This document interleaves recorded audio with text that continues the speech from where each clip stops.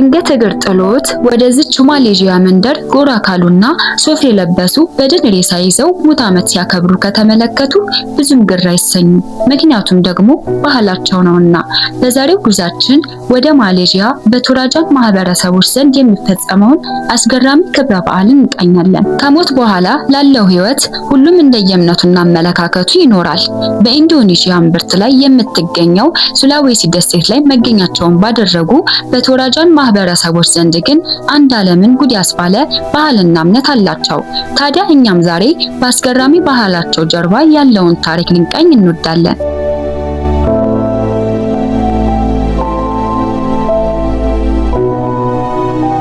የመጀመሪያው ከሙታን ጋር የሚኖሩት ቶራጃኖች በዚች ደቡባዊ ኢንዶኔዥያ በምትገኘው ሱላዌሲ በምትባለው ስፍራ ላይ የሚኖሩ የቶራጃ ማህበረሰቦች ከዓለም ህዝብ የሚለያቸው አንድ እንግዳ ባህል ያላቸው ሲሆን ዓመታትን ከሚፈጀው የተራቀቀው የቀብር ስነ ስርዓታቸው አንስቶ እስከ ልዩ የስነ ህንጻ ግንባታቸው ድረስ ብዙዎችን ያስገረመ ሲሆን ይህም ከተቀረው የዓለም ክፍል ህዝቦች ሁሉ ልዩ አድርጓቸዋል።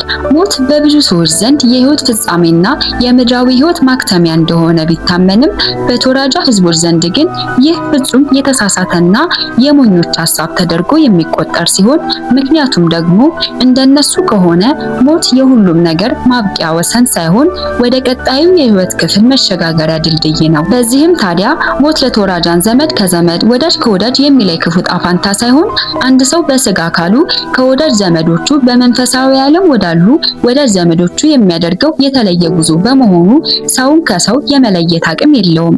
ታዲያ የሚያስገርመው ግን እሱ ሳይሆን በዚህ እሳቢያቸው ምክንያት ለወራትና ከዛም አለፍ ሲል ለዓመታት ሊቆይ የሚችል አስገራሚ የቀብር ስነ ስርዓት ሲሆን ይህም ስነ ስርዓት ብቻ ሳይሆን ጉዟችን ወደ ቀጣዩ የህይወት ክፍል ማለትም ከሞት በኋላ ወደሚኖረው ህይወት እንደማሸጋገር የሚደረግ ደማቅና ድል ያለ ድግስ ነው። ታዲያ በዚህ ከሰርግ በማይተናነሰው ስነ ስርዓት ላይ የቶራጃ ሰዎች ለሟች ነፍስ መስዋዕት ይሆን ዘንድ ጎሽና ሳማ የመሳሰሉ እንስሳቶችን መስዋዕት አድርገው ያቀርባሉ። ይህን የሚያደርጉበት ምክንያት ደግሞ ማቹ ከሞተ በኋላ የሚኖረው የህይወት ደረጃ በቀብሩ ስነ ስርዓት ላይ እንደሚሰዋለት የእንስሳት ብዛት ይወሰናል ብለው ስለሚያምኑ ነው። በዚህም ታዲያ በቶራጃኖች ዘንድ አሟሟቴን አሳምርልኝ ሳይሆን የሚባለው ቀብሬን አሳምርልኝ ነው። በዚህም የሟች ቤተሰብ ኢኮኖሚ አቅሙ የዳበረ ሆኖ ለሟቹ ድል ያለ የቀብር ድግስ ደግሶ ብዙ እንስሳትን የሚያርድ ከሆነ ሟቹ ከሞት በኋላ ባለው ህይወት ውስጥ ባለው ደረጃ ከፍ ያለ ይሆናል። በሌላ በኩል ደግሞ ዝቅ ያለ የኑሮ ደረጃ ያለ ቤተሰብ ከሆነና ለሟች ብዙ እንስሳት መሰዋት የማይችል ከሆነ ከሞት በኋላም በሚኖረው ህይወትም ሟቹ የዝቅተኛ ደረጃ ኑሮ ይኖራል ማለት ነው። ስለዚህ በቶራጃኖች ዘንድ ገንዘብ ለሰው ልጆች ህይወት ላይ ያለው ተጽዕኖ በዚህ ዓለም ላይ በሚኖራቸው ህይወት ላይ የተገደበ ሳይሆን ከሞት በኋላም በሚኖረው ህይወት ጭምር የጎላ ተጽዕኖ እንደሚያሳድር የዘላለም ጠባሳ ነው።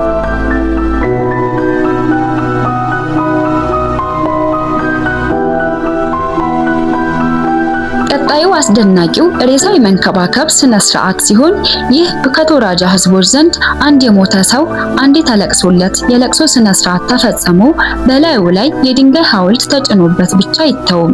ይልቁንም አንድ ሰው ከሞተ በኋላ በህይወት እያለ እንኳን የማይደረግለት እንክብካቤ የሚሰጠው ሲሆን ለዚህም ምክንያታቸው ደግሞ የሞቱ ሰዎች መንፈሳቸው ሁልጊዜ አብሯቸው ስለሆነና ወደ ሌላ ቦታ ስለማይሄድ እንክብካቤ ይሻቸዋል ብለው ስለሚያምኑ ነው።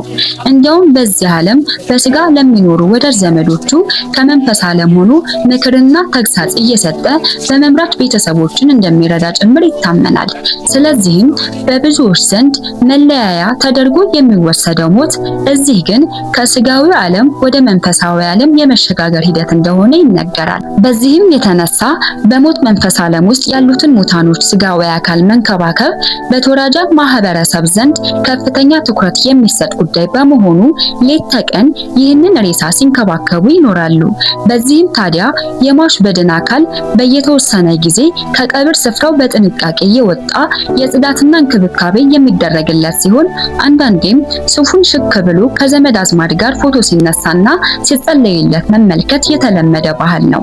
ታዲያ ከዚህ የተራቀቀ የቀብር ስነ ስርዓታቸው በተጨማሪም ሟቹን ለማክበር በየጥቂት ዓመታት የሚካሄድ ራምቦ ሶሎ የሚባል የማስታወሻ ስነ ስርዓት የሚፈጸም ሲሆን በገንዘብ አቅሙ ፈርጠም ያለ ቤተሰብ ቀድሞ ለተለያቸው የቤተሰብ አባል በየዓመቱ ይህንን ስነ ስርዓት የሚያከናውኑ ሲሆን በዚህ የአምልኮ ስርዓት ወቅት የሟችን ሰው አስክሬን ከመቃብር ስፍራው በማውጣት ለታላቅ ድግስ እንደተጋበዘ የክብር እንግዳ በደንብ ይጸዳዳና ስርዓቱን ይታደማል። ከዚያም ያልፎ የክት ልብሱን ሽክ ብሎ በመልበስ በየመንደሩ እየተዘዋወረ ከቀድሞ ወዳጅ ዘመዶቹ ጋር ፎቶ በመነሳትና ሌሎች ከሩቅ አገር የመጡ ዘመዶች ጋር የሚያከናውናቸው ድርጊቶች ከሞላ ጎደል በመከታተል ናፍቆቱን ከተወጣ በኋላ የዓመት ሰው ይበለን በመባባል ስርዓቱ ይጠናቀቃል።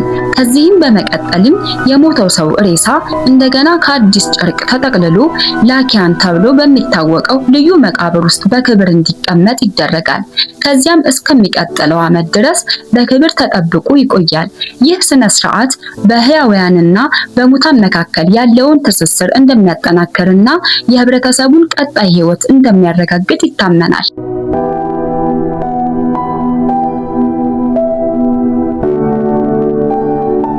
ሶስተኛው ጎሽና የቱራጃ ማህበረሰብ።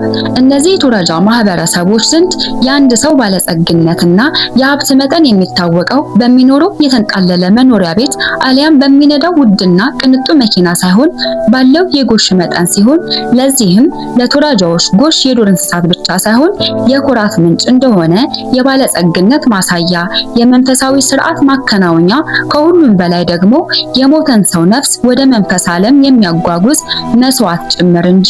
በዚህም የተነሳ በቱራጃዎች ዘንድ ጎሽ በጣም ውድ እንስሳ ሲሆን በማህበረሰብ ዘንድ ብዙ ስራዎች አሉት። ከነዚህም መካከል የቅርብ ዘመድ ሲሞት እንደ መስዋዕትነት የሚቀርበው ጎሽ ሲሆን የቱራጃ ወንድ የወደዳትን ቆንጆ ለማማለል እየነዳ የሚሄደው የደለበ ጎሽ ነው። የጎሽ ሚና ግን ለሞተ ሰው መስዋዕትነትና እንደ ጥሎሽ በመሆኑ ብቻ የሚያበቃ አይደለም። ይልቁንም ሞት እንደ መንፈሳዊ ዓለም መሸጋገሪያ ሂደት ተደርጎ በሚወሰድበት በዚህ አካባቢ ነዋሪዎች ዘንድ የጎሽ ፍልሚያ የቀብር ስነ ስርዓቱን በማድመቅ ከሚደረጉ ወሳኝ ክንውኖች ውስጥ አንዱ ነው። የቀብር ስነ ስርዓቱን ለመታደም ከሚመጡ ሰዎችም የሞተውን ሰው ከመሸኘት ባለፈ በእነዚህ በጉጉት በሚጠበቁ የጎሾች ፍሪሲሊንግ ፍልሚያ በመታደም ተዝናንቶና ተደስቶ ቆምሮም ከሆነ በልቶ ወይንም ደግሞ ተበልቶ ወደ ቤቱ ይመለሳል።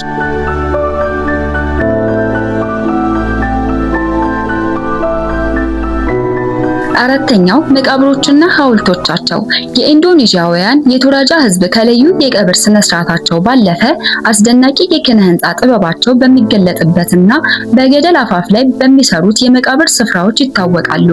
ይህም የቱራጃ ህዝቦችን የበለጸገ ባህልና ቅርስ፣ ዘመናትን የተሻገረ የምህንድስና እውቀት የሚያንጸባርቅ ሲሆን እነዚህ የገደል መቃብሮች በቱራጃ አካባቢ የተለመዱ ሲሆኑ ወጣ ገባ የሆነው የመሬት አቀማመጥ ባህላዊ የቀብር ቦታዎች እና አስቸጋሪ ስላደረገባቸው የመቃብር ቦታዎችን ወደ ገደል አፋፍ ላይ በመውሰድ ከፍ ባለ ቦታ ላይ እንዲሰሯቸው አስገድዷል።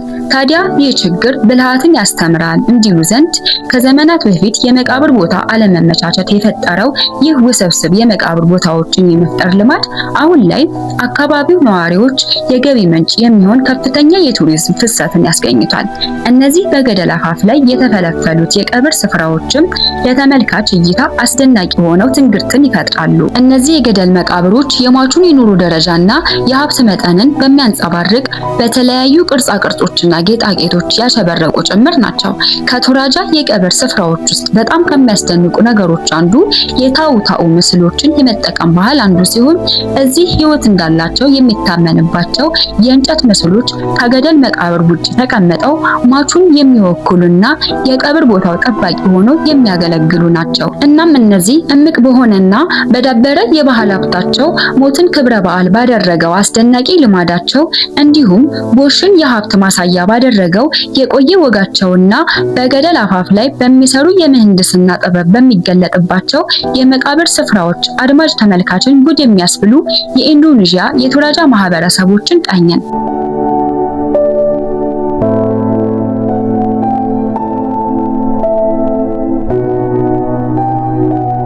ውድ አልፋ ሚዲያ ቤተሰቦች የዛሬው ቅኝታችን ይህንን ይመስላል። አብራችሁን ስለቆያችሁ እናመሰግናለን።